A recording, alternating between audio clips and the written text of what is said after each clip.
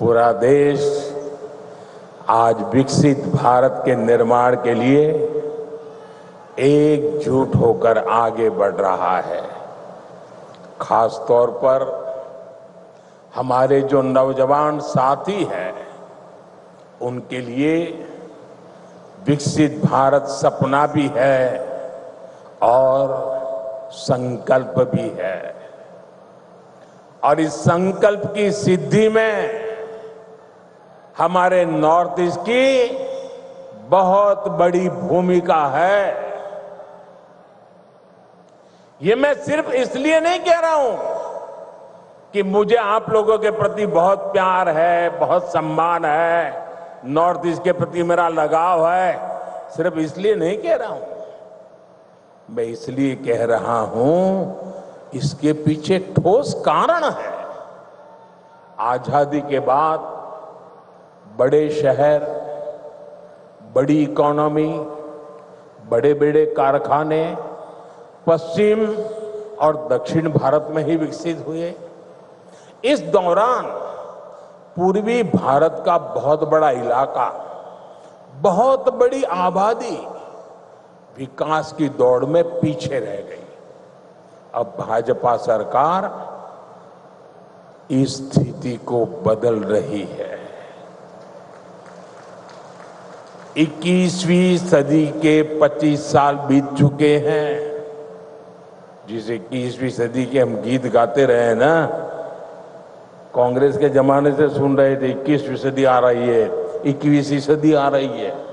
आकर के भी 1/4 समय तो पूरा हो गया। अब 21वीं सदी का ये अगला हिस्सा ईस्ट का है, नॉर्थ ईस्ट का है। अब आपका टाइम आया है। असम का, नॉर्थ ईस्ट का समय आया है। आपका समय आया है। मेरे नौजवानों, अब समय आपकी मुट्ठी में है। किसी भी क्षेत्र के तेज विकास के लिए तेज कनेक्टिविटी बहुत जरूरी है। इसलिए हमारी सरकार का बहुत अधिक फोकस नॉर्थ ईस्ट में कनेक्टिविटी पर रहा है। रोड, रेल, एयर जैसी physical connectivity, 5G, internet, broadband जैसी डिजिटल कनेक्टिविटी, इससे आप लोगों को सुविधा मिली, जीवन आसान हुआ, बिजनेस करना आसान हुआ। इस कनेक्टिविटी से आप लोगों के लिए घूमना फिरना आसान हुआ, टूरिज्म का विस्तार हुआ और इसने यहाँ के हमारे नौजवानों के लिए नौकरी के, रोजगार के नए अवसर भी बनाए। साथियों, कनेक्टिविटी के इस महाअभियान का असम को भी बहुत लाभ मिला है। मैं आपको एक उदाहरण देता हूं। आजादी के 6 दशक तक दिल्ली में कांग्रेस की सरकार रही। असम में दशकों तक कांग्रेस रही, लेकिन कांग्रेस ने 60-65 सालों में ब्रह्मपुत्र पर सिर्फ 3 पुल बनाए। 60-65 साल में 3।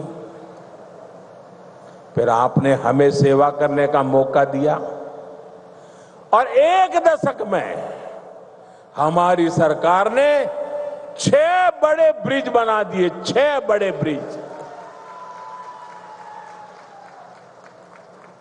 अब मुझे बताइए, इतना काम करेंगे तो आप खुश होंगे कि नहीं होंगे? आपके आशीर्वाद मिलेंगे कि नहीं मिलेंगे? आपका प्यार मिलेगा कि नहीं मिलेगा? आप खुश हैं ना? मैं और भी काम करना चाहता हूं, बस आशीर्वाद देते रहिए।